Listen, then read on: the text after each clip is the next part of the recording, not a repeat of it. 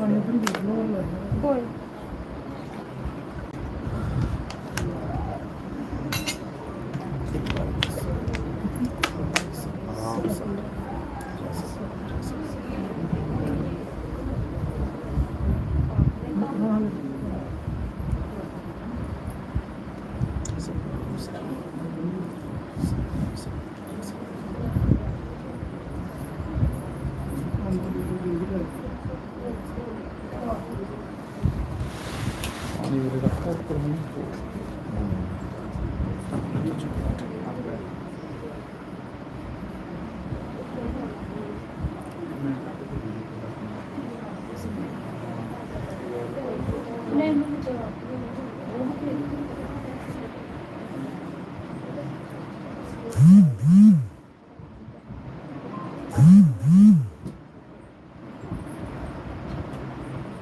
सतनाम साहिब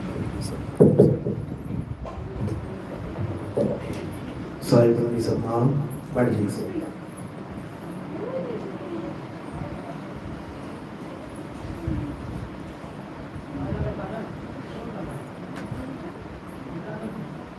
तो आज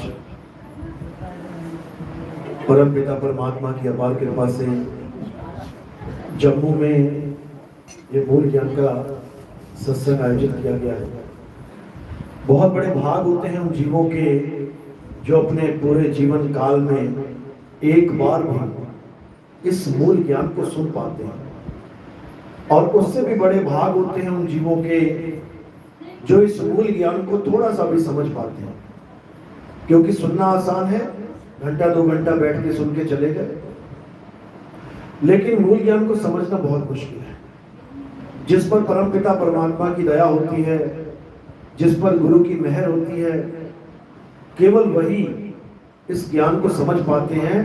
अन्यथा किसी भी जीव में इतना सामर्थ्य नहीं जो मूल ज्ञान को समझ पाए। इसलिए कबीर साहब ने कहा, लाखन में कोई समझ न पई है और कोटि मध्य जानेंगे, कहे कबीर सुनो भाई साधो, हमें बिरले हंस पहचानेंगे। कहते हैं लाखों लोगों के आगे सत्संग रख दो, उनको समझ में नहीं आएगा बात चल कहां रही है, करना क्या है, छोड़ना क्या है, पकड़ना क्या है, कुछ नहीं पता लगेगा। कोटि मध्य जानेंगे, 1 करोड़ लोगों के आगे सत्संग रखो, तब जाके उसमें से कोई 5, 10, 25 बंदे जानेंगे कि बात तो सही चल रही है, बात तो बिल्कुल सही है। इतना दुर्लभ सत्संग है ये। तो आज इसी मूल ज्ञान को अच्छे से समझेंगे, इसी मूल ज्ञान को अच्छे से जानेंगे, ताकि सब जीवों का कल्याण हो, सबका बेड़ा पार हो। इसमें कोई धर्म वर्म जात पात इसका कोई भेद नहीं है कि मैं हिंदू हूं मैं तो ही सत्संग सुनूंगा, मुसलमान नहीं सुनेगा, मुसलमान भी सुनेगा। मैं सिख हूं तो सत्संग सुनूंगा, ईसाई नहीं सुनेगा, ईसाई भी सुनेगा। क्योंकि ये मूल यानी जड़ है। ऊपर डालियां हजारों हैं, ऊपर फल फूल हजारों हैं, ऊपर शाखाएं हजारों हैं, पत्ते हजारों हैं, लेकिन नीचे जब आओगे तो धरती के नीचे जड़ एक ही मिलेगी। इसी प्रकार ये जितने भी अलग अलग धर्म बन गए हैं, जितने भी अलग अलग पंथ बन गए हैं, जितने भी अलग अलग संप्रदाय बन गए हैं, ये क्यों बन गए हैं? क्योंकि जड़ को नहीं समझ पाए, ये मूल को नहीं समझ पाए, तो आपस में बढ़ते ही चले गए। आज उस मूल ज्ञान को खोला जाएगा जो सबके लिए एक है। हिंदू, मुस्लिम, सिख, ईसाई सबका एक है वो। आज उसको समझेंगे। तो आज का सत्संग शुरू करने से पहले परम पिता परमात्मा के नाम पे जयकारा लगाएंगे और फिर सत्संग शुरू करेंगे। बोलिए परम पिता परमात्मा की, सतगुरु बंदी छोड़ कबीर साहेब की, सतगुरु मदनपति साहेब की, दीवान जवाहरपति साहेब की, सतगुरु वैरागपति साहेब की, करीनापुर धाम की, पंडाल में आए सभी भक्तों की, इनके माता पिता की, इनके बाल गोपाल की, सकल हंस को बंदगी, साहेब बंदगी सतना। तो क्या है मूल ज्ञान और क्या है पवित्र ज्ञान? 2 प्रकार के ज्ञान है इस दुनिया में, एक पवित्र ज्ञान और एक मूल ज्ञान। कबीर साहब कहते हैं, जब धर्मदास जी को मिले आज से 600 साल पहले, क्या कहते हैं? धर्मदास में लाख दुहाई, मूल ज्ञान बाहर न जाई। पवित्र ज्ञान तुम जग में भाखो, मूल ज्ञान गुप्त कर राखो। यानी पवित्र ज्ञान तुम खूब सुनाओ दुनिया को, लेकिन मूल ज्ञान को छुपा के रखना, क्योंकि मूल ज्ञान उजागर करने का समय निर्धारित है। वो जब समय आएगा तो ये मूल ज्ञान अपने आप उजागर हो जाएगा और सारे संसार को एक झंडे के नीचे लेके आएगा। तो पवित्र ज्ञान क्या है? नाना प्रकार के धर्मों में, नाना प्रकार के संप्रदायों में, नाना प्रकार के पंथों में जो ज्ञान मिलता है उसे पवित्र ज्ञान कहते हैं। जैसे हिंदू है तो राम राम करो, मंदिर जाओ, पूजा पाठ करो, आरतियां गाओ, चालीसा करो, हवन यज्ञ करो, तीर्थ स्थान पे जाओ, नदियों में नहाओ। ये ज्ञान कहाँ मिला? हिंदू धर्म में। इससे क्या होगा? आप एक पवित्र आत्मा बन जाओगे। चोरी ठगी छोड़ के, नशे पत्ते छोड़ के भगवान की भक्ति करोगे, मंदिर जाओगे, नदियों में नहाओगे, तीर्थों में जाओगे, एक पवित्र आत्मा कहलाओगे कि बंदा बड़ा भगत है भाई। अरे बहुत दूर दूर जाता है तीर्थों में, ये बहुत बड़ा भगत है ये। तो तुम्हें एक पवित्र आत्मा के रूप में लोग पहचानने लग जाएंगे। अगर मुसलमानों के पैदा हो गए तो क्या करेगा? कुरान पढ़ेगा, नमाज पढ़ेगा, मक्का मदीना जाएगा, हाजी काजी कहलाएगा। लोग कहेंगे अरे बड़ा पक्का मुसलमान है, बहुत पवित्र आत्मा है, 5 टाइम नमाज जाता है, झूठ नहीं बोलता बिल्कुल भी। लोग आपको एक पवित्र आत्मा समझने लग जाएंगे। अगर सिखों का है, गुरुद्वारे जाता है, खूब सेवा करता है, नाम जपता है, लोग क्या कहेंगे? अरे बहुत बड़ा भगत है ये पक्का गुरुद्वारा जाता है रोज सुबह और पूरी सेवा करता है, बहुत ईमानदार है, बहुत पवित्र आत्मा है। सिखों में चले गए, ईसाइयों में चले गए तो चर्च में चले जाओगे, खूब पूजा करोगे, खूब भक्ति करोगे, लोग तुम्हें अच्छा समझने लग जाएंगे कि भैया गॉड गॉड करता है, भगवान से डरने वाला है, परमेश्वर का बच्चा है। यानी चारों धर्मों में आपको पवित्र ज्ञान तो मिल गया, जैसे जैसे सिखाया था आपने सीख लिया, लेकिन मूल ज्ञान क्या है ये आपको पवित्र ज्ञान में नहीं मिलेगा। पवित्र ज्ञान समझ लो LKG से लेके 12वीं तक, और मूल ज्ञान समझ लो कि कॉलेज, डिग्री कॉलेज तक। तो ज्ञान ये भी जरूरी है और ज्ञान वो भी जरूरी है। ज्ञान शुरुआत यहां से होगी और ज्ञान की अंत वहां पे होगी। तो इसी प्रकार मंदिर, मस्जिद, गुरुद्वारा, चर्च जाना कोई बुरी बात नहीं, बहुत अच्छी बात है, इंसानों के लिए बने, जानवर थोड़ी नहीं जाएगा वहां पे। किसी भी धर्म में पैदा हो गए, जैसे धर्म वाला बता रहा है, कोई पंडित जी है, कोई काजी है, कोई नमाजी है, वैसे चलो, शुरुआत तो बहुत अच्छी है, लेकिन अंत पवित्र ज्ञान में नहीं होना चाहिए। यानी आपकी मृत्यु पवित्र ज्ञान में नहीं होनी चाहिए। मंदिर जाओ, मस्जिद जाओ, गुरुद्वारे जाओ, चर्च जाओ, लेकिन मरते दम तक मत जाते रहना। कारण क्या है? क्योंकि मूल ज्ञान कोई और चीज है, मूल ज्ञान कुछ और है, पवित्र ज्ञान कुछ और है। तो पवित्र ज्ञान जहां खत्म हो जाता है वहां से मूल ज्ञान शुरू होता है। शुरू पवित्र ज्ञान में क्या होता है? जो भी तुम्हें बताया जा रहा है उसकी पूजा करो, पाठ करो, हवन करो, यज्ञ करो, नाम जपो, किसका? किसी और का। हिंदू है तो राम राम करो, राधे राधे करो, ओम नमः शिवाय करो, यानी किसी और का नाम जपो, किसी और भगवान का। मुस्लिम है तो अल्लाह अल्लाह कर लो, कुरान पढ़ लो, नमाजें पढ़ लो किसी और के लिए। सिख है तो वाहिगुरु वाहिगुरु कर लो, किसी और का नाम। ईसाई है तो गॉड गॉड कर लो, हालेलुया कर लो, ईसा ईसा कर लो, किसी और का नाम। लेकिन मूल ज्ञान में क्या होता है? मूल ज्ञान में किसी और की पूजा नहीं होती है, किसी और का नाम नहीं जपा जाता है। मूल ज्ञान कहते हैं आत्म ज्ञान को, आत्म ज्ञान, किसी और का नहीं, आत्म ज्ञान।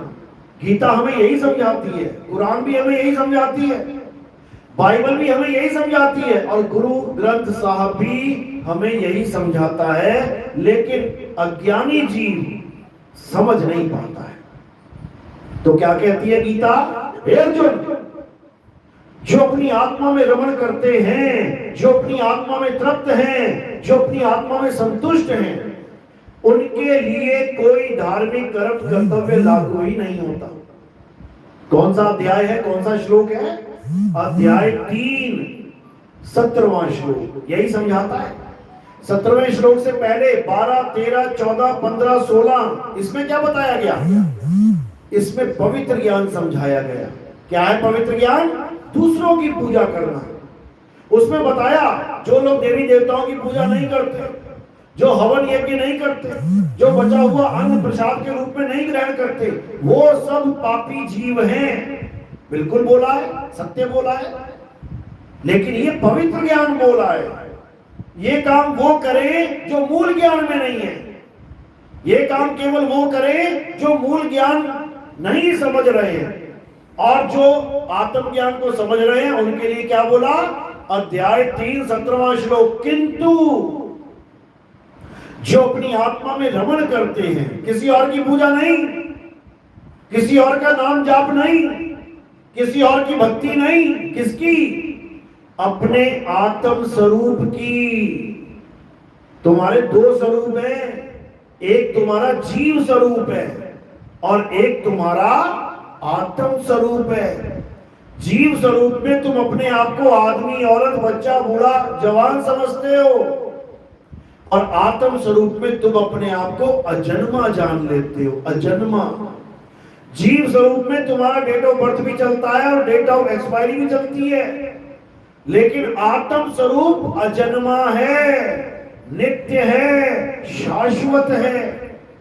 आत्म स्वरूप बिल्कुल अलग है और जीव स्वरूप बिल्कुल अलग है तो जीव भी अविनाशी, केवल अपने आप को शरीर मान रहा है लेकिन है नहीं शरीर, अविनाशी है। इसलिए क्या बोला गया?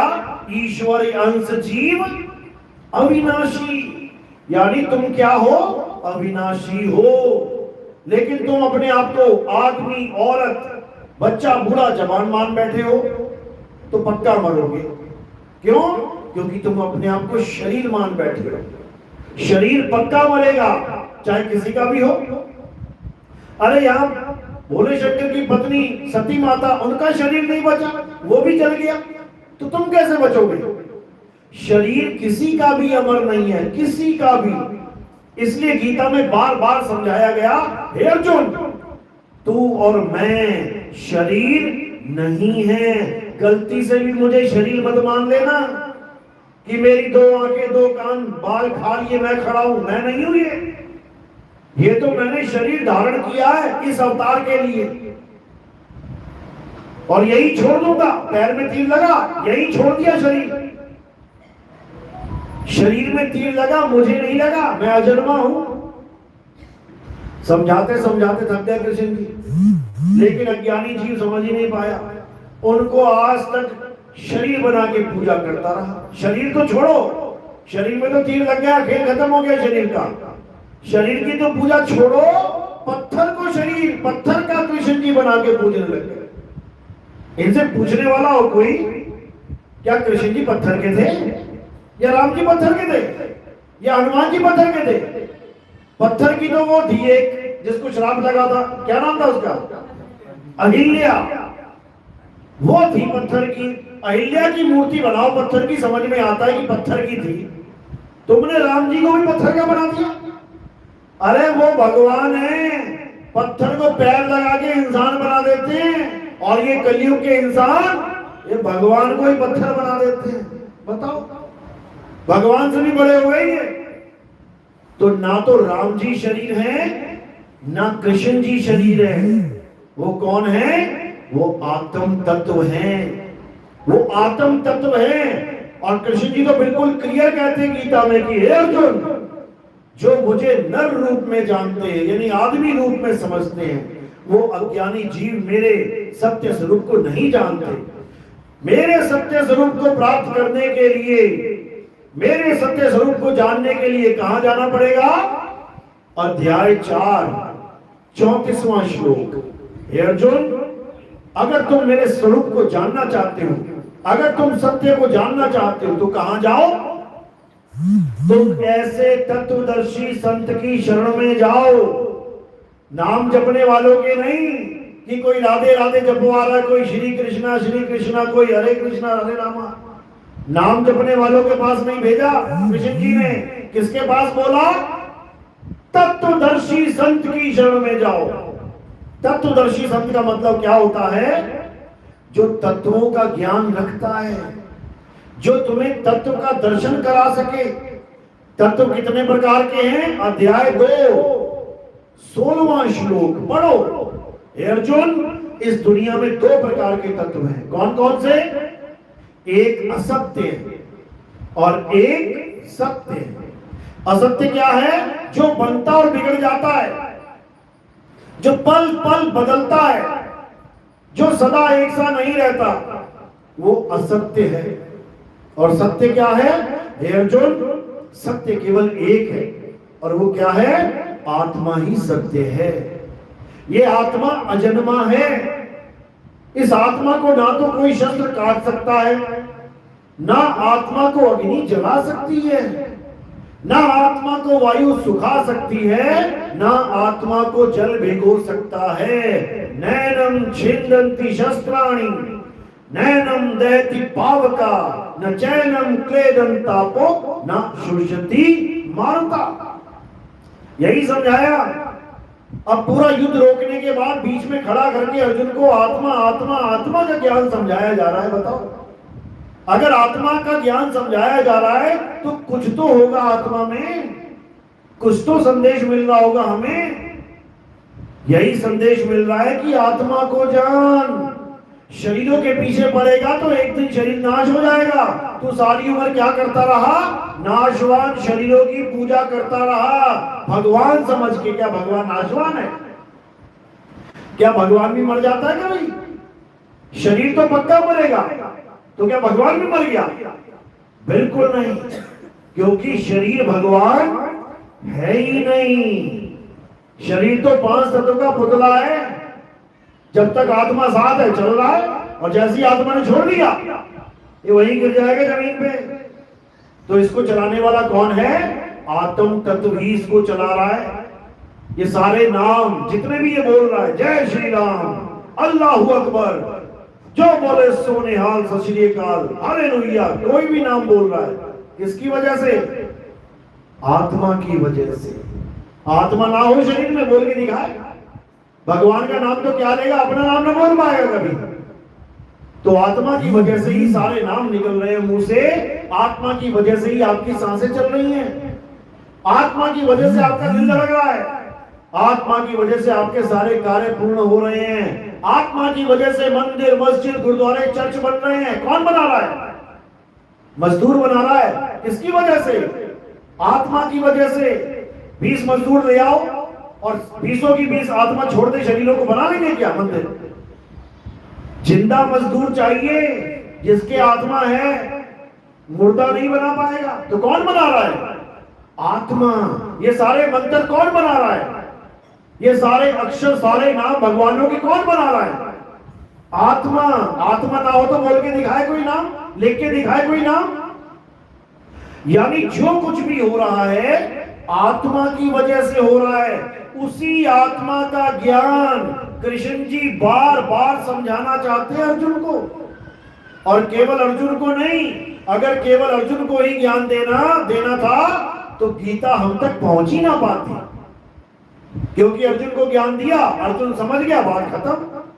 लेकिन अर्जुन तो माध्यम है। असल में गीता का ज्ञान कहां तक पहुंचाना था? हम तक, ताकि हमारी जीवात्मा का कल्याण हो सके। लेकिन हम गीता को कभी पढ़ते ही नहीं है, छूते तक नहीं है। डरा रखा है कि गीता को बिना नहाए हाथ लगा लोगे तो पाप लग जाएगा। पाप नहीं लग जाएगा, ज्ञान हो जाएगा तुम्हें। और अगर ज्ञान हो गया तो आत्मा के सिवा सब झूठ दिखने लग जाएगा, और आत्मा के सिवा सब झूठ दिखेगा तो कौन मंदिर जाएगा, कौन मस्जिद, कौन गुरुद्वारे, कौन चर्च। यानी जितना तामझाम बना रखा है ये सब बेकार हो जाएगा। इसलिए गीता से डरा दिया जाता है। गीता घर में नहीं रखनी चाहिए, महाभारत घर में नहीं रखनी चाहिए। क्यों? महाभारत का ही एक अंश है गीता। महाभारत क्यों नहीं रखनी चाहिए? महाभारत रखोगे तो भाई भाई में लड़ाई हो जाएगी। देखो कैसे डराया गया। महाभारत में लड़ाई की कहानी है, बिल्कुल सही है, लेकिन महाभारत रख के घर में 2 भाई लड़ पड़ेंगे आपस में, ऐसा तो जरूरी नहीं है। अगर महाभारत रखने से लड़ाई हो जाएगी तो रामायण रखने से शायद तुम्हें बेदखल कर दिया जाए मकान से, तुम्हें 14 साल का वनवास हो जाए, शायद तुम्हारी घरवाली को भी कोई उठा के ले जाए, तब तो कोई नहीं बोलेगा रामायण मत रखो, कहेंगे रखो। कारण क्या है? क्योंकि रामायण और महाभारत में जमीन आसमान का अंतर है। रामायण पढ़ने वालों की श्रद्धा राम परिवार से जुड़ जाती है। जो रामायण का पाठ करवाते हैं उनके घर में कहीं ना कहीं राम परिवार पूरा मिलेगा आपको, यानी राम जी, सीता जी, लक्ष्मण जी, हनुमान जी, और उनकी पूजा करेंगे। किसकी पूजा हो रही है? शरीरों की। राम जी का शरीर, कृष्ण जी का शरीर, हनुमान जी का शरीर, किसी की भी पूजा करोगे तो शरीरों की पूजा हो रही है। लेकिन गीता पढ़ के आपको समझ में आ जाएगा कि शरीर तो नाशवान है, असली चीज क्या है? आत्म तत्व। और वो आत्म तत्व कैसे मिलेगा? अध्याय 4 34वां श्लोक, हे अर्जुन, तत्वदर्शी संत ही तुम्हें तत्व ज्ञान दे सकते हैं। तत्व ज्ञान में आने के बाद किसी भी शरीर की पूजा नहीं की जाती, क्योंकि तत्व ज्ञान में आने के बाद किसी भी भगवान को शरीर माना ही नहीं जाता। फिर वो क्या हो गए? अजन्मा हो गए। इसीलिए बोला गया, अर्जुन मैं आत्मा हूं, मेरा कभी जन्म नहीं होता और ना ही मेरा कभी मरण होता है। इसी प्रकार तू भी अजन्मा है, तेरा भी कभी जन्म और मरण नहीं होता। जन्म मरण किसका होता है? शरीर का। शरीर पैदा होता है, मां के गर्भ से आता है शरीर। आत्मा नहीं आती मां के गर्भ से। आत्मा की फैक्ट्री नहीं है मां का गर्भ, शरीरों की फैक्ट्री है। तो इसी शरीर से आत्मा को अलग करने के लिए तत्व ज्ञान दिया जाता है। यानी अपने आप को शरीर नहीं मानना है। अगर आपने अपने आप को शरीर मान लिया तो पक्का मरोगे। तो क्या करना है? अपने आप को आत्मा जानना है। ऐसा गुरु धारण करना है जो तुम्हें नाम ना जपवाए, बल्कि जो तुम नाम जप रहे हो छुड़वा दे। क्योंकि तुम किसके नाम जप रहे हो? शरीरों के। 5 तत्व का पुतला दशरथ जी के घर में पैदा हुआ तो तुमने उसका नाम राम समझ लिया, जबकि राम आत्मा का नाम है। आत्मा का नाम राम है। अगर आत्मा ना होती शरीर में और केवल बच्चा पैदा हो जाए, लड़का पैदा हो जाए, आत्मा ना हो, तुम रखोगे उसका नाम? कभी नहीं रखोगे। नाम कब रखा जाता है? जब शरीर के साथ आत्मा भी हो तो नाम रखा जाता है। तो नाम शरीर का नहीं, आत्मा का जानना है। और हमने किसका जान लिया? लड़का हो गया तो राम रख दिया और लड़की हो गई तो सीता रख दिया ना। तो राम और सीता किसके नाम हैं? शरीरों के। क्योंकि स्त्रीलिंग और पुल्लिंग नाम है। लेकिन जो आत्मा का नाम है वो स्त्रीलिंग और पुल्लिंग से न्यारा है। इसलिए कबीर साहब ने वाणी में क्या कहा? तुमसे कहूं मैं नाम विचारी, हे धर्मदास, मैं तुम्हें नाम की महिमा बताता हूं। जो दुनिया कह रही है कि परमात्मा का नाम, परमात्मा का नाम, परमात्मा का नाम सिमरन कर लो, वो नाम देख लो कैसा होता है। तुमसे कहूं मैं नाम विचारी और नावो ज्योत। यहां पे एक ज्योत जल रही है, लोग उसको नाम समझ रहे हैं, परमात्मा समझ रहे हैं। कह रहे ना वो ज्योत, ना पुरुष ना नारी, यानी वो परमात्मा ना तो ज्योत स्वरूपी है। आंखें बंद करो, ध्यान लगाओ, यहाँ पे एक ज्योत प्रकट हो जाएगी, उसको परमात्मा मान बैठे लोग। वो ज्योत परमात्मा नहीं है। बाबा नानक क्या समझा रहे हैं? मन तू ज्योत स्वरूप है, अपना मूल पहचान। ये ज्योत स्वरूपी कौन है? ये मन है। इसी मन को निरंजन कहते हैं, निरंजन। इसी मन को अलग निरंजन कहते हैं। ये कहां विराजमान है? सबकी दोनों आंखों के पीछे इंगला पिंगला सुषमना में। ये परमात्मा नहीं है, ये मन निराकार है। समझो। तो क्या करना है? अब उस आत्मा को जानना है जो मन और तन दोनों से न्यारा। यानी ना तो वो ज्योति है और ना पुरुष और नारी है। ज्योति यानी मन निराकार और पुरुष नारी यानी तन साकार। तो कहते तुमसे कहूं मैं नाम विचारी, और ना वो ज्योत ना पुरुष न नारी, ऐसा नाम जानो धर्मदास, ऐसा नाम। तो धर्मदास पूछता वो नाम कैसा है जी? तो कहते वो नाम लिखने बोलने पढ़ने में नहीं आता, वो नाम इस जीभ से बोला नहीं जाता, वो नाम अक्षरों में लिखा नहीं जाता कि तुम 4 अक्षर जोड़ के नाम बना के बैठ गए। कहां से आई ये अक्षर? अ आ इ ई उ ऊ का खा गा, किसने बनाई ये अक्षर? सोचो, जब आदि मानव था जानवरों की तरह रहता था, कपड़े भी नहीं थे पहनने को, नंगा था, खाने को कोई खेती बाड़ी का सामान नहीं था कि गेहूं और बाजरा खा रहा था, वो जानवरों की तरह शिकार करके जानवरों का मांस खाता था, फल फूल खाता था, कंद मूल खाता था। आग की खोज भी पत्थर टकरा टकरा के कराई उसने। पता है ना कैसे होगी आग की खोज? 2 पत्थर टकराए, आदि मानव ने देखा और आग की खोज हुई। आग की खोज करने के बाद उसका नाम आग भी नहीं रख पाया वो, कि जैसे ही आग जली और उसने कहा ये आग है, उसको नहीं पता क्या है ये, क्योंकि तब अक्षरों की भी खोज नहीं हुई थी। धीरे धीरे धीरे इसी आदि मानव ने क्या किया? मुंह से निकलने वाली आवाजों पे ध्यान देना शुरू किया कि मेरे मुंह से कैसी आवाजें निकल रही हैं। इसको लिपिबद्ध करना शुरू कर दिया। पहली आवाज निकली आ, तो आ बना दिया। दूसरी निकली ई, तो ई बना दिया। ऊ, तो ऊ बना दिया। ऐसे ही अक्षर निकलते निकलते निकलते कितने बना दिए? 52 अक्षर। ये हिंदुस्तानी आदि मानव ने बनाए, और जो अमेरिका इंग्लैंड में आदि मानव थे उन्होंने कितने बना दिए? 26 अक्षर। हिंदी के ना बना पाए वो इंग्लिश के बनाने लग गए। ऐसे ही चाइना वालों ने चाइनीज अक्षर बना दिए, जापान वालों ने जापानी अक्षर बना दिए, ताइवान वालों ने ताइवानी बना दिए, रूस वालों ने रशियन बना दिए। सब अपने अपने अपने अपने बुद्धि विवेक से अक्षरों की खोज करने लग गए।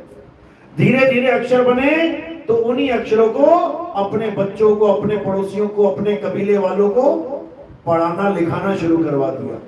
धीरे धीरे उन्हीं अक्षरों से सारी दुनिया में दिखने वाली चीजों के नाम रखने शुरू कर दिए। हमने कहा सूरज चांद सितारे, अंग्रेजों ने कहा सन मून एंड स्टार्स। हमने कहा धरती, उन्होंने कहा लैंड।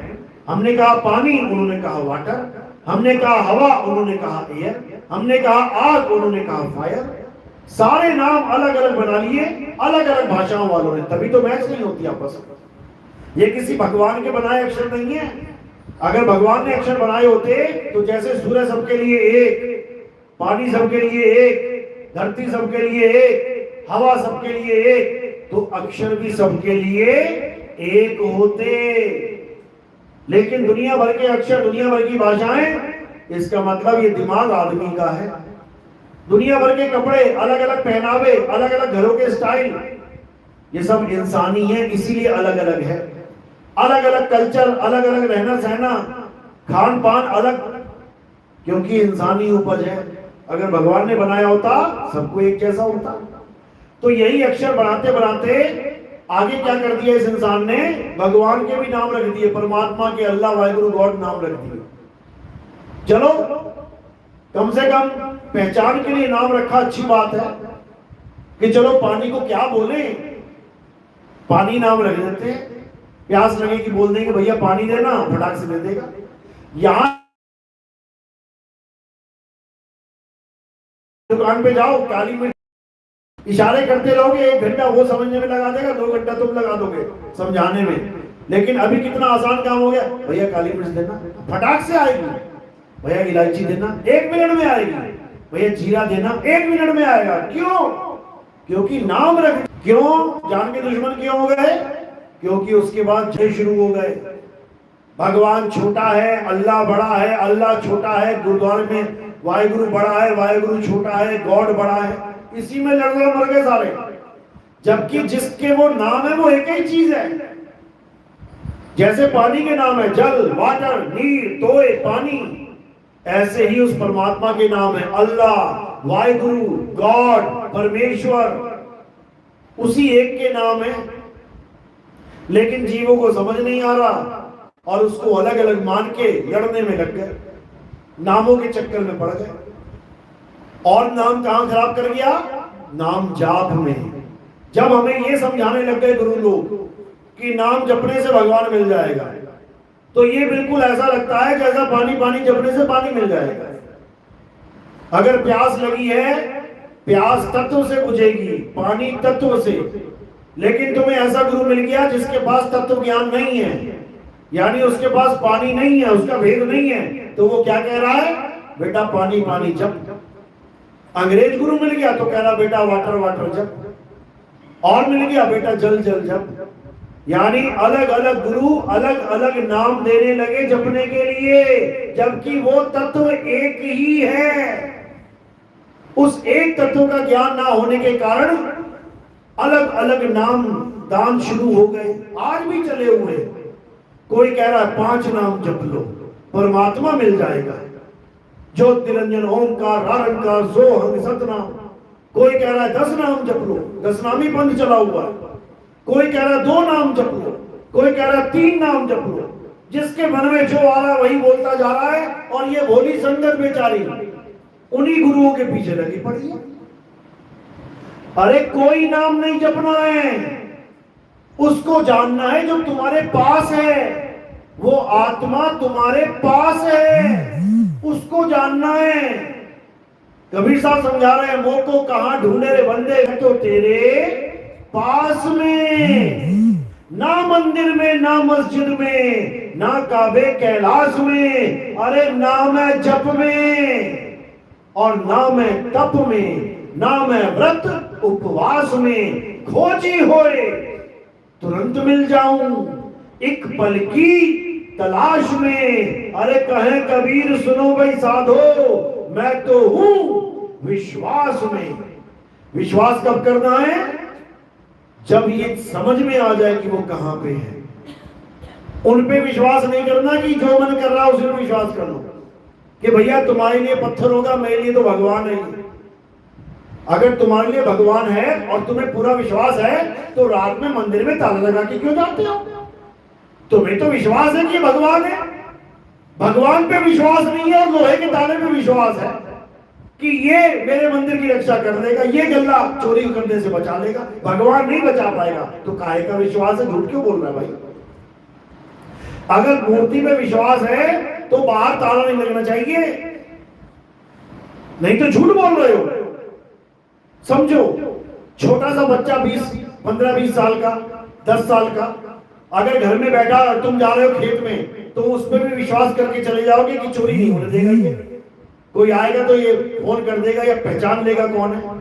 लेकिन तुम यहाँ 20 मूर्तियां लगा दो भगवान की और गेट खोल कर चले जाना कहीं शादी में, तुम्हें उन 20 मूर्तियों पे विश्वास नहीं होगा कि ये मेरी रक्षा करेंगे, मेरे घर की रक्षा करेंगे। ये सत्य है, करके देख लेंगे। तो बात ये है कि विश्वास भी कहां करना है? जहां पूरा विश्वास हो कि ये मेरे विश्वास में खरा उतरेगा। चौकीदार में विश्वास करते लोग बाहर खड़ा कर देते दरवाजे के कि ये खड़ा है ना चौकीदार, ये दरवाजे के गेटमैन खड़ा है ना, कोई जाने वाला नहीं अंदर, पूरा विश्वास है उस पर। और तुम वहां पे मूर्ति रख देना कि ये अंदर नहीं जाने देगी किसी को, तो क्या होगा? सब चले जाएंगे अंदर, नहीं रुक पाएगी। तो इसी को कबीर साहब समझा रहे हैं कि विश्वास किस पे करना है? आत्मविश्वास, अपनी आत्मा पे विश्वास करना है। ये जितने भी काम हो रहे हैं तुम्हारी आत्मा की वजह से हो रहे हैं। तुम सुबह से शाम जितने भी पैसे कमा रहे हो, अपनी आत्मा की वजह से कमा रहे हो। आत्मा की वजह से शरीर चल रहा है, शरीर चल रहा है तो पैसा आ रहा है, किसी भगवान के दया से नहीं आ रहा, ये तुम्हारे हाथों की मेहनत से आ रहा है। अगर लक्ष्मी जी पैसा देती होती, बांटती होती, तो भारत देश में कितने साल से लक्ष्मी जी की पूजा होती है? अब तक तो भंडार भरे होते, जन्मों जन्म बीत गए, दादा परदादा मर गए गरीबी में, आज भी लक्ष्मी जी की पूजा करके आस लगा रहे कि भंडार भर देगी। अरे उसने भरने होते तो पहली किस्त में भर देती, नहीं भरेगी वो, समझ लो। क्यों? क्योंकि तुम्हारी मेहनत से ही भरेंगे भंडार। रिक्शा चलाओगे 500 रुपए आएगा, और पूरे दिन लक्ष्मी जी की पूजा करोगे तो कितने आएंगे? 1 रुपया भी नहीं आएगा। तो इसी को भ्रम को तोड़ना है कि ना मंदिर में, ना मस्जिद में, ना काबे कैलाश में, ना मैं जप में। नाम जाप नहीं करना जब तक आत्मज्ञानी नहीं, गुरु नहीं मिला, तब तक खूब करो, बहुत करो। क्यों? कम से कम पटरी पे रहोगे, कम से कम रब रब करोगे, भगवान भगवान करोगे, अल्लाह अल्लाह करोगे। लेकिन जब आत्मज्ञानी गुरु मिल गया, उसके बाद हे अर्जुन, उसके बाद इस जीव पे कोई धार्मिक कर्म करते हुए लागू ही नहीं होता। एक बार आत्मज्ञानी गुरु मिल गया और तुम्हें आत्मा का ज्ञान दे दिया, तो तुम आत्मा में ही रमण करोगे। यही भक्ति बन जाएगी तुम्हारी। यही समझाया गया गीता में कि अपनी आत्मा में रमण करना है, रम जाना है। तो कैसे रमेंगे? कबीर साहब समझाते हैं, तब रमोगे जब तुम्हारे जीवन में सतगुरु आएगा। गुरु तो बहुत आ गए हैं, ये सारे गुरु ही बैठे हैं। अभी टीवी खोलो, देखो गुरुओं का सत्संग चल रहा है, लेकिन सतगुरु नहीं है इनमें से कोई। सतगुरु की पहचान क्या है? सोई गुरु पूरा कहावे, जो 2 अक्षर का भेद बतावे, एक छुड़ावे एक लखावे, तब प्राणी निज घर को जावे। यानी 2 प्रकार के अक्षरों का भेद। पहला अक्षर इंसान के द्वारा बनाए गए अक्षर, अ आ इ ई उ ऊ, ए बी सी डी, उड़ा एड़ा ईड़ी, अलिफ बे ते पे, सारी भाषाओं के अक्षर। एक छुड़ाए, इन अक्षरों को छुड़वा दे। एक लखाए, वो आदि अक्षर का लखाव कराए, जिसको आत्मा कहते हैं। आत्मा, तो आत्मा से पैदा होने वाले अक्षर छुड़वा दे और आत्मा को लखा दे, तब प्राणी निज घर को जाए, तब उसकी मुक्ति हो जाएगी, तब वो भाव बंधन से छूट जाएगा। यही गीता समझा रही है, यही संतों की वाणी समझा रही है, बाइबल भी यही समझा रही है कि तुम्हारी मुक्ति कब होगी? जब तुम्हारे जीवन में द होली स्पिरिट यानी पवित्र आत्मा का प्रवेश होगा। होली स्पिरिट, बाइबल वाले किसको मानते हैं? पवित्र आत्मा। कभी जाके देखना सत्संग में उनके, पवित्र आत्मा तुमको मैं आह्वान करता हूं, पवित्र आत्मा आ जाओ, पवित्र आत्मा हमारी रक्षा करो। पवित्र, अरे पवित्र आत्मा कहीं गई थोड़ी नहीं है जो आएगी। पवित्र आत्मा तेरे पास है। मुंह को कहां ढूंढ रहे बंदे? मैं तो तेरे पास में, जो पास है उसका एहसास नहीं है और उसको समझ रहा है कि बहुत दूर है, बुलाना पड़ेगा उसको।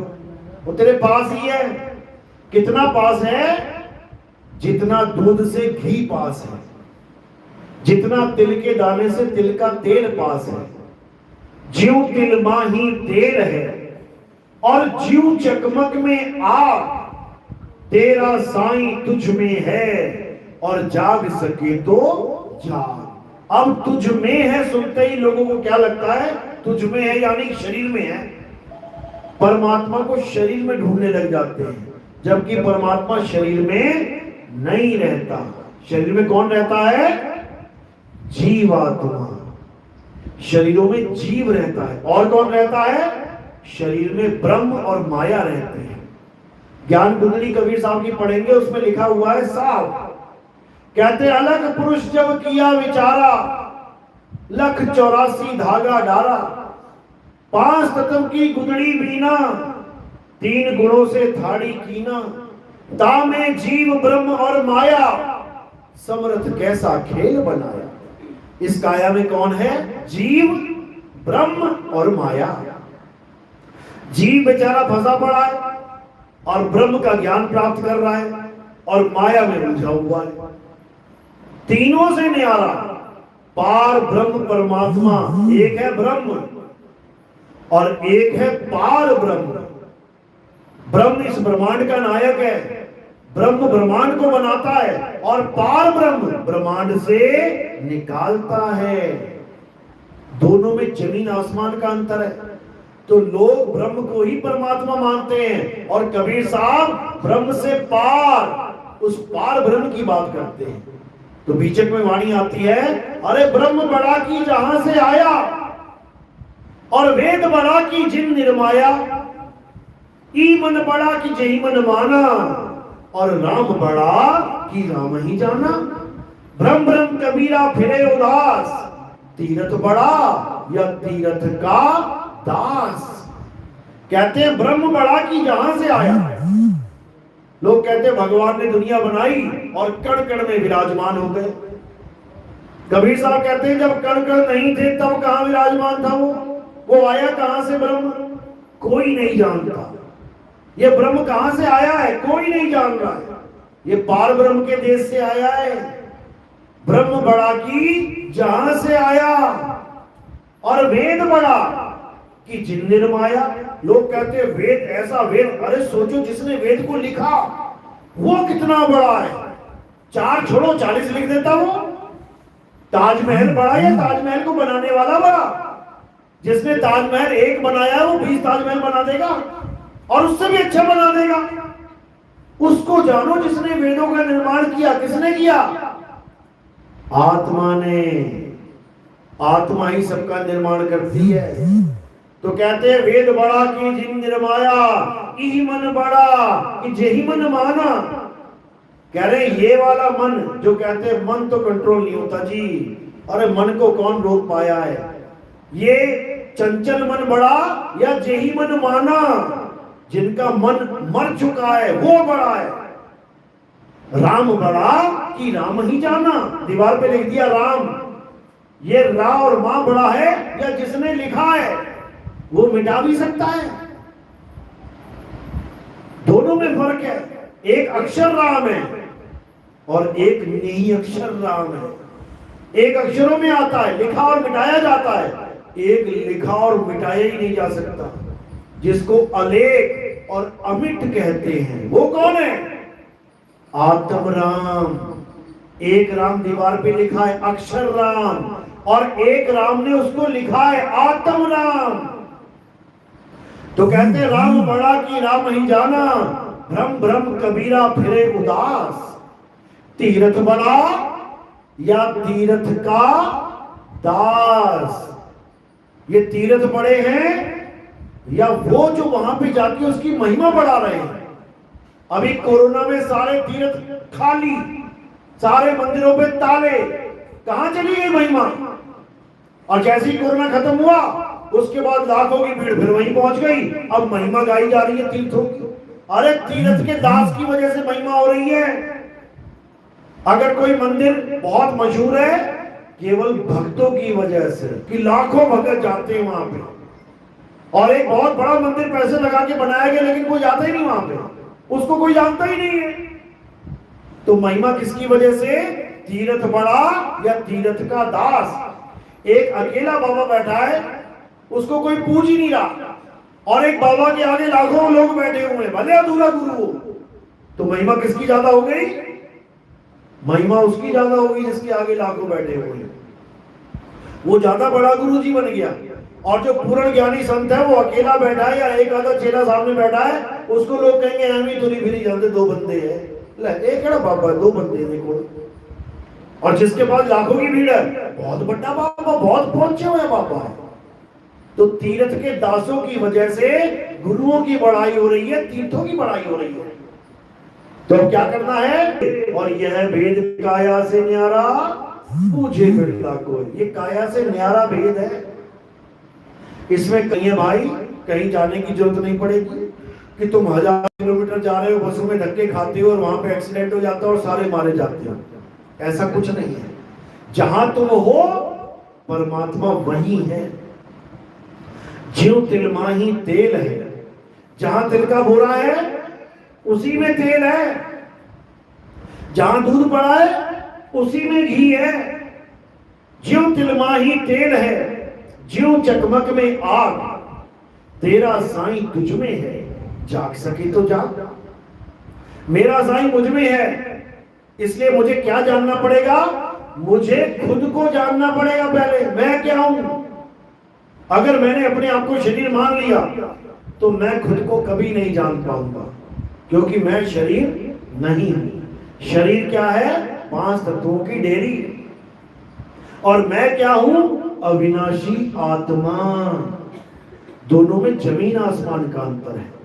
तो कृष्ण जी ने क्या समझाया? हे अर्जुन, तू और मैं आत्मा हैं, लेकिन मेरी प्रबल माया के कारण ये जितने भी जीव हैं ये कभी अपने आप को जान ही नहीं सकते। ये सब अपने आप को भी शरीर मानेंगे और मुझे भी शरीर ही मानेंगे। लेकिन जिसके जीवन में आत्मज्ञानी गुरु आ जाएगा, वो ना तो उसे शरीर रहने देगा और ना ही मुझे शरीर रहने देगा।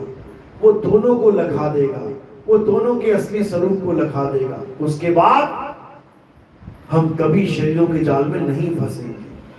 तो ये है आत्मज्ञान, इसी को मूल ज्ञान कहते हैं। यही बाइबल में बताया गया होली स्पिरिट के नाम पे, यही कुरान में बताया गया अल्लाह अल हक के नाम पे, यही गुरु ग्रंथ साहब में बताया गया आत्मदेव के नाम पे। गुरु ग्रंथ साहब में बिल्कुल साफ लिखा है, आत्मदेव पूजिए गुरु के सहज सुभाए। यानी सब सिखों को क्या हुक्म है कि अगर पूजा करनी है तो किसकी करनी है? केवल आत्मदेव की। लेकिन आत्मा का ज्ञान ना होने के कारण किसकी पूजा चल रही है? खुद देख लो, आत्मा की पूजा कोई नहीं कर पाया। तो कबीर साहब भी यही समझा रहे हैं कि आत्मा को जानो। जल में मीन प्यासी, मोहे देखत आवे हांसी, आत्म ज्ञान बिना नर भटके, कभी काबा कभी काशी। यानी आत्मा का ज्ञान ना हो तो नर भी भटकेगा। नर कहां भटकेगा? काबा काशी में। और उसके बाद शरीर खत्म हो जाएगा, इंसान चूल्हा खत्म। उसके बाद जंगलों में भटकेगा, 184 में जाके। तो साहिब समझा रहे हैं, चेतावनी दे रहे हैं, अरे 184 भुगत के अब पौ पे अटका आए, अब की पासा ना पड़ा तो फिर 84 जाएगा। यानी 84 लाख योनियों में भ्रमण करने के बाद एक बार इंसान जन्म मिलता है। ये मिल गया तुम्हें और 100 में से 70% निकल गया। समझ लो, जिसकी उम्र 40 से 50 साल हो गई है, अब मान लो ज्यादा लंबा खेल नहीं है, 8, 10 साल, 15, 20 साल ज्यादा से ज्यादा। देख लो कितने कितने साल के लोग मर रहे हैं। अब तो 30-30 साल के लड़कों को अटैक आने लगते हैं। 50 और 60 के बीच में कोई गारंटी नहीं है कि 60 पार होगा कि नहीं, और 60 का हो गया तो 70 तक तो निपट ही जाएगा। तो मात्र 20 साल हमारे पास रह गए हैं, और अगर उस 20 सालों में भी हमें आत्मा का ज्ञान नहीं हुआ तो फिर मरने के लिए तैयार हो जाओ और वापस 84 में जाने के लिए तैयार हो जाओ। कबीर साहब यही समझा रहे हैं कि दूसरों की पूजा करने में और अपने आप को जानने में क्या फर्क है। दूसरों की पूजा करके तुम कभी ये नहीं जान पाओगे कि तुम आत्मा हो।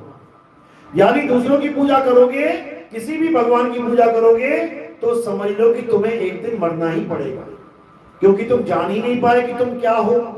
तुम अपने आप को आदमी औरत मानते रहे और भगवान को भी आदमी औरत मानते रहे। शंकर जी पार्वती, राम जी सीता जी, कृष्ण जी राधा जी।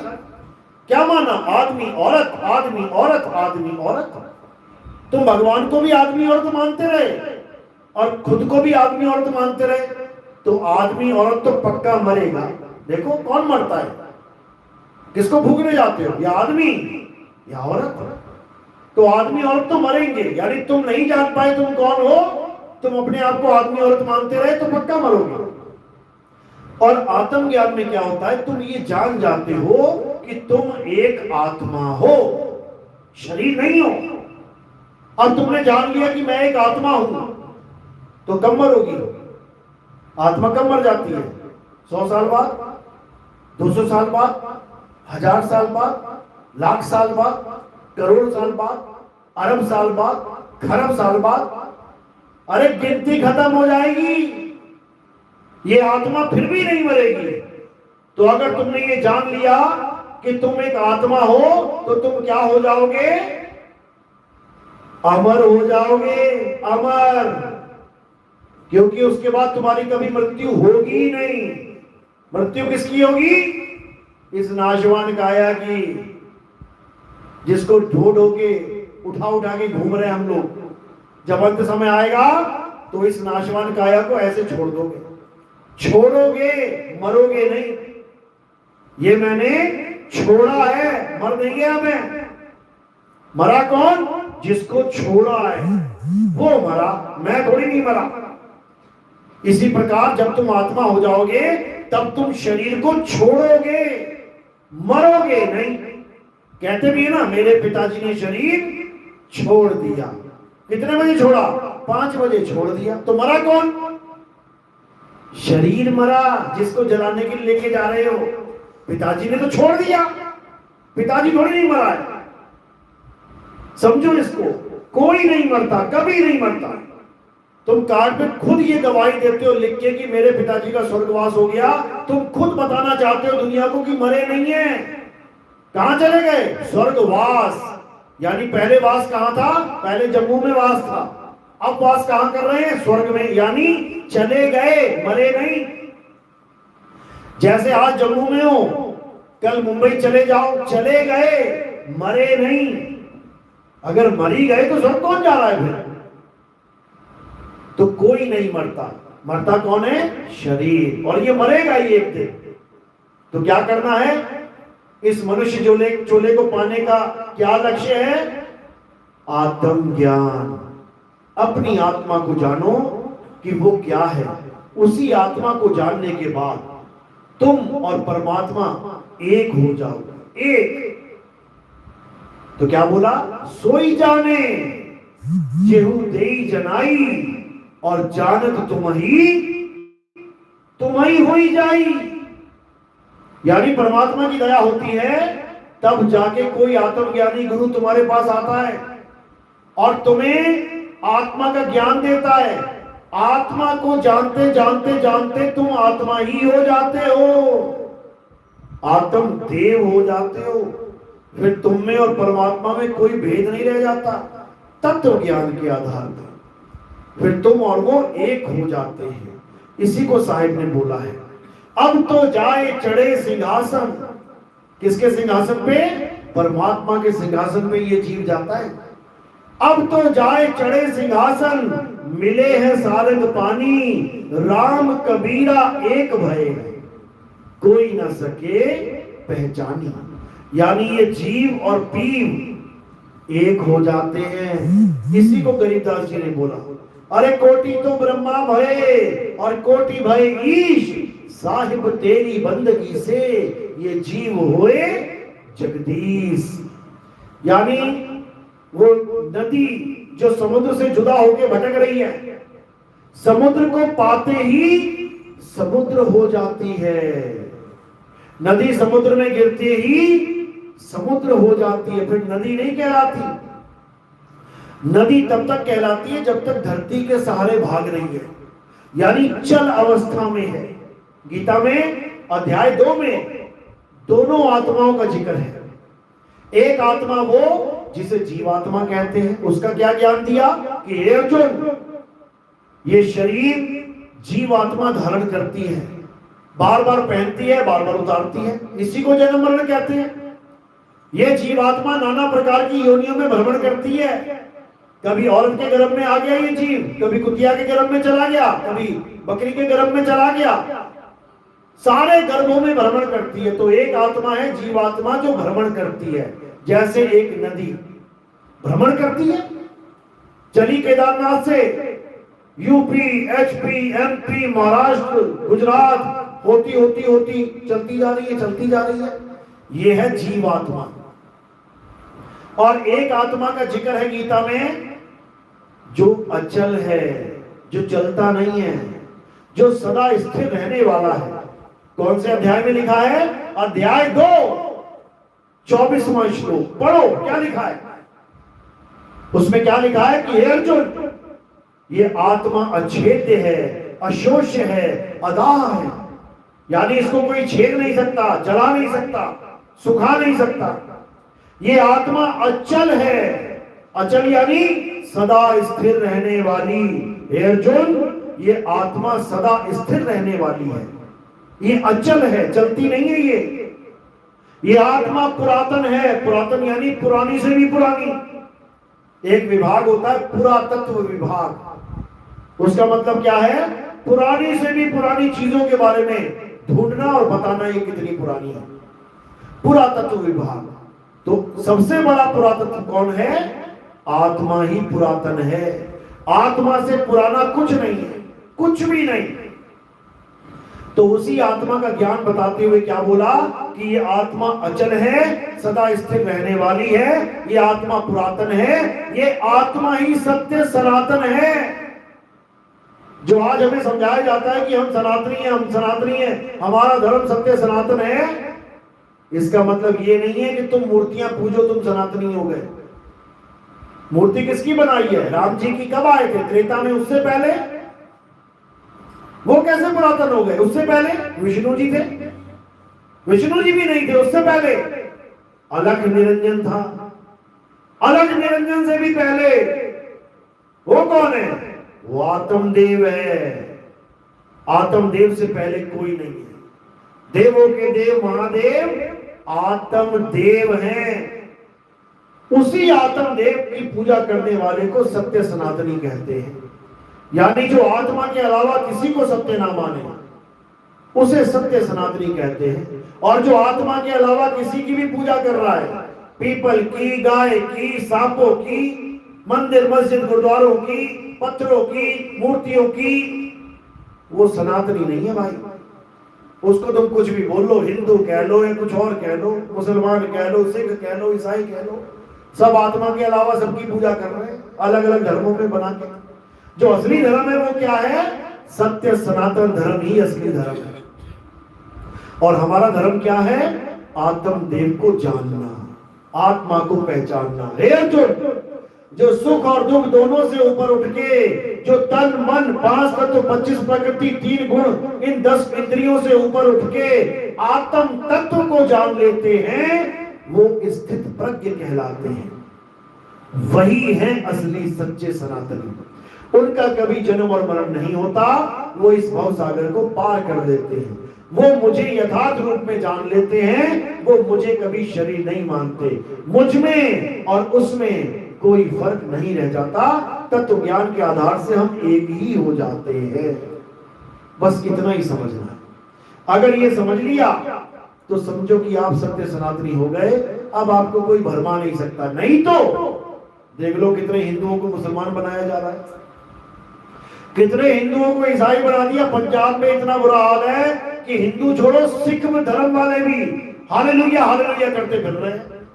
गुरुद्वारे वाले चिंता में आ गए कि ये तो सारे पंजाबियों को ईसाई बना देंगे। ऐसा हाल हो गया। केरल में 50% आबादी जो पहले 100% हिंदू थे, अब मुसलमान और ईसाई हो गए हैं। अब सरकारें बदल गई हैं वहां की, हिंदू वोट बचा ही नहीं है।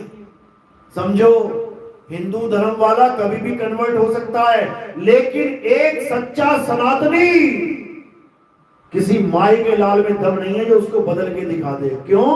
क्योंकि वो उसके साथ जुड़ जाता है जिससे सारी दुनिया चल रही है। बिना आत्मा के चलेगा कोई क्या? बिना आत्मा के ईसा मसीह चलेगा क्या? या बिना आत्मा के बाबा नानक चलेंगे क्या? या बिना आत्मा के और कोई चल के दिखाएगा क्या? तो सच्चा सनातनी उससे जुड़ जाता है जिसको आत्म तत्व कहते हैं। इसीलिए बोला गया था, जब आएगा भीषम मीसा, ना रहेगा ईसा, ना रहेगा मूसा, राज करेगा जगदीशा। भीषम मीसा का मतलब होता है पूर्ण ज्ञान, क्योंकि हिंदू धर्म में पूर्ण ज्ञान नहीं है। हिंदू धर्म का मतलब होता है जो हिंदू देवी देवताओं की पूजा करे। असली ज्ञान क्या है? सत्य सनातन धर्म में असली ज्ञान है। और इस दुनिया में एक ही धर्म है, 2 4 5 7 नहीं है। बाकी तो केवल पंथ हैं और नामों से चल रहे हैं। ईसा आए तो ईसाई हो गए, बाबा नानक आए तो सिख हो गए, मोहम्मद साहब आए तो मोमिन हो गए। समझो, बुद्ध आए तो बौद्धिस्ट हो गए, जैन आए तो जैनी हो गए। यानी किसी आदमी के द्वारा चलाया हुआ धर्म है ये। लेकिन जो सत्य सनातन धर्म है वो किसी आदमी का बनाया हुआ नहीं है। वो सदा से था, सदा है, सदा रहेगा। सत्य सनातन धर्म को कभी किसी से खतरा भी नहीं है कि सत्य सनातन धर्म का नाश हो जाएगा। आत्मा का नाश कर देगा क्या कोई? सारी दुनिया के पीर पैगंबर औलिया, सारी दुनिया के देवी देवता, सारी दुनिया के ऋषि मुनि एक साइड खड़े होके भी अगर आत्मा को श्राप दे दे, आत्मा तू मर जा, मर जाएगी क्या, वो ना मरने वाली। तो उसी आत्मा के ज्ञान को जानना है, उसी आत्म तत्व को पहचानना है, तब आप पक्के सत्य सनातनी हो जाएंगे। और अगर इन पेड़ पौधों की पूजा करने लगे तो पता क्या होगा, तो तुम पेड़ पौधे बना दिए जाओगे। तुम गाय की सांपों की पूजा करने लगे ना, तो गाय और सांप ही बन जाओगे। जड़ भरत नाम का एक ऋषि था, भागवत में आती है उसकी कहानी। जड़ भरत नाम का एक ऋषि था, सारी उम्र ओम नमः शिवाय, ओम नमः शिवाय, हरे रामा हरे कृष्णा करता रहा, वेद पुराण पढ़ता रहा, पूजा पाठ करता रहा। बूढ़ा हो गया, बुढ़ापे में एक हिरण का बच्चा उसके आश्रम में आ गया, उसने पाल लिया। अच्छी बात है, जानवर को पाल रहा है, जीव को पाल रहा है, खूब प्यार करे, खूब खिलाए पिलाए, अच्छी बात है, खिला रहा है पिला रहा है, रक्षा करे जानवरों से, कोई मार ना दे इसे, अच्छी बात है, एक जीव की रक्षा कर रहा है। उसके बाद एक दिन भजन में बैठा है, नाम जप रहा है, नाम जपते जपते मृत्यु आ गई। अब जैसी मृत्यु आई तो उसका ध्यान कहां जा रहा है, अरे हिरण का बच्चा, कोई जानवर ना खा जाए, भूख लगेगी तो कौन उसको घास देगा, प्यास लगेगी कौन पानी देगा, मैंने तो बांध रखा है इसको, ये तो बना बना मर जाएगा। अच्छा सोच रहे कि बुरा सोच रहे हैं हिरण के बारे में, अच्छा सोच रहे, जीव पर दया कर रहे हैं, उसकी केयर कर रहे हैं, तो इसका फल भी अच्छा ही होना चाहिए था। किसी के बारे में अच्छा करोगे, अच्छा सोचोगे तो अच्छा ही मिलना चाहिए ना। क्या फल मिला, क्या बन गया, सुनी कहानी की नहीं, हिरण का बच्चा बन गया। हिरण का बच्चा बन के हिरण के गर्भ में बैठ गया जाके। उसके बाद जब बाहर आया तो शेरों ने दौड़ाया, भाग रहा है बचता हुआ, कह रहा बाप रे बाप कहां फंस गया मैं। सारी उम्र की पूजा पाठ, सारी उम्र का नाम जाप, सारी उम्र के हवन यज्ञ धरे के धरे रह गए, और कहां चला गया बाबा, हिरण की योनि में, 84 में चला गया। सोचो तुम कहां जाओगे, तुम भी तो किसी को याद करोगे अंत में। किसी ने कुत्ता पाल रखा तो कुत्ता याद आएगा, अभी किसी ने भैंस पाली हुई तो सोच रहा है सत्संग कब खत्म हो, भैंस का टाइम हो गया, भैंस ही बनोगे जाके। अगर अंत समय में भैंस का याद आ गई तो, अंत समय में कुत्ता याद आ गया तो कुत्ता बन जाओगे, अंत समय में सांप याद आ गया सांप बन जाओगे। सांप की पूजा करते हैं कई लोग, नाग देवता करते पूरा जन्म बिता देते हैं, तो अंत में कौन दर्शन देगा, नाग देगा, तो क्या बनेगा, नाग ही बनेगा। याद रखना, कबीर साहब मोहर लगा रहे हैं, अंतमता सोगता, याद रखो। तो कह रहे जहां आशा तहां वासा होई, और वाह को रोक सके ना कोई। किसी को तो याद करोगे मरते हुए, शरीर को भी याद कर लिया तो शरीर तो मिलेगा, बच नहीं सकते, लेकिन बच भी सकते हो। कैसे, कबीर साहब समझा रहे हैं, अरे बचना चाहो काल जाल से तो चीनो शब्द हमारा, और कहे कबीर अमर कर राखूं जो निज होए हमारा। कबीर साहब कहते हैं अगर बचना चाहते हो तो एक ही रास्ता है। क्या रास्ता है, 24 घंटे आत्म देव को याद करो, 24 घंटे केवल आत्म देव को याद करो। तो जब 24 घंटे आत्म देव को याद करोगे तो मौत 24 घंटे में ही तो आएगी कभी ना कभी। 1 बजे आ गई, 2 बजे आ गई, 3, 4, 5, 6, 7, 8 कभी भी आएगी तो 24 घंटे के बीच में ही। तो तुम 24 घंटे किसको याद कर रहे हो, आत्मदेव को। तो जिसको याद करोगे वही हो जाओगे। बस एक ही रास्ता है बचने का, इसके अलावा 1,84 तैयार है। पहचान भी नहीं पाओगे कि मेरा बेटा मरा था क्या बन के आ गया। जिस मुर्गे को तुम कटवा के लेके आ रहे हो तो तुम्हारा बच्चा ही होगा बैठा हुआ मुर्गा बन के। जिस बकरे को तुमने कटवाया वो मैं कर रहा है, माँ मैं, पापा मैं, कहा मैं, काट के ले आए उसको। पहचान नहीं पाओगे शक्ल अपने बच्चों की। ये प्रकृति शक्ल बदल देगी उसकी, मुर्गी बना देगी उसे, बकरा बना देगी, सांप मच्छर बिच्छू पता नहीं क्या बना देगी। पहचान तक नहीं पाओगे। अभी मौका है, खुद भी आत्मदेव का सिमरन करो, अपने बच्चों को भी आत्मदेव का सिमरन करवाओ। उससे क्या होगा? उससे दोनों अमर हो जाएंगे, शरीर छूटेगा और तुम अपने आप में स्थित हो जाओगे। इसी को स्थित प्रज्ञ कहा है गीता में। हमने क्या बनना है? स्थित प्रज्ञ बनना है। हमने जपी तपी सन्यासी नहीं बनना। ये जपना तपना छोड़ देना है, ना मैं जप में ना मैं तप में, छोड़ देना है। क्योंकि वेदों में भी क्या बताया गया है? तपोराज राजो नरकम। तपस्या करने से राजपाट मिलता है और राजपाट के भोगों के बाद नरकगामी हो जाते हैं। तो जप और तप हमें कहां लेके जा रहे हैं? डायरेक्टली नरकों में। इसलिए हमने जब तब करना ही नहीं है, 24 घंटे बस एक काम करना है, उस सत्य सनातन को सदा याद रखना है, सदा उसका एहसास करना है। उससे क्या होगा? उससे जन्म मरण का ये बंधन खत्म हो जाएगा, सदा के लिए मुक्त हो जाओगे। बोलिए परमपिता परमात्मा की सदा ही जय। मेरी बात समझ में आ रही है? 1% भी अगर आई हो तो हाथ खड़ा कर दो। जिसके सच में करना हो, देखा देखी नहीं, लेफ्ट हैंड में हाथ खड़ा करता, मैं भी कर देगा। जिसको सच में कुछ समझ में आया है वो हाथ खड़ा करो। चलो, तो आगे का ज्ञान आप कहां सुन सकते हो?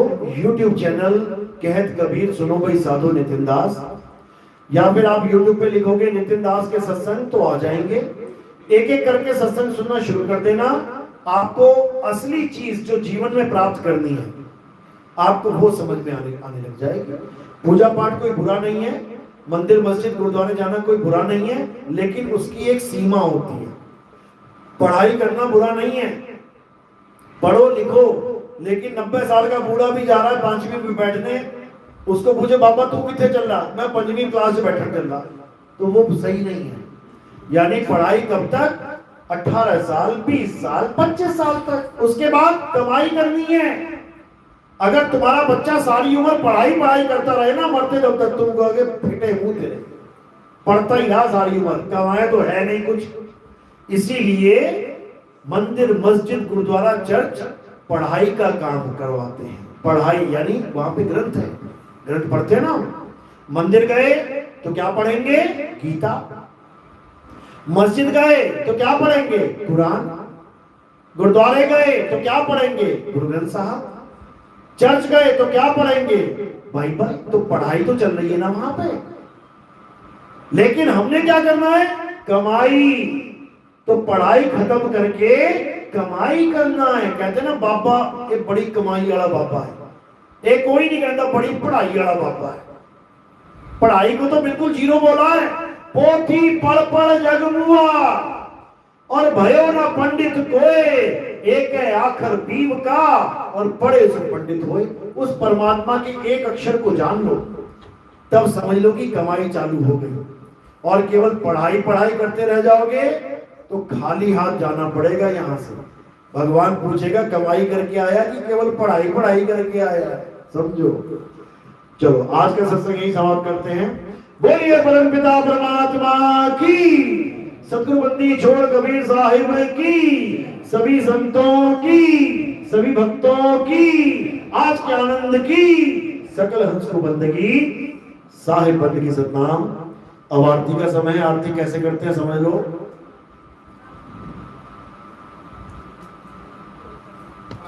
हमारे यहाँ किसी भी जड़ वस्तु की आरती नहीं होती। जड़ वस्तु मतलब पत्थर की, मूर्ति की, फोटो की, कैलेंडर की, फ्लैक्स बोर्ड की नहीं।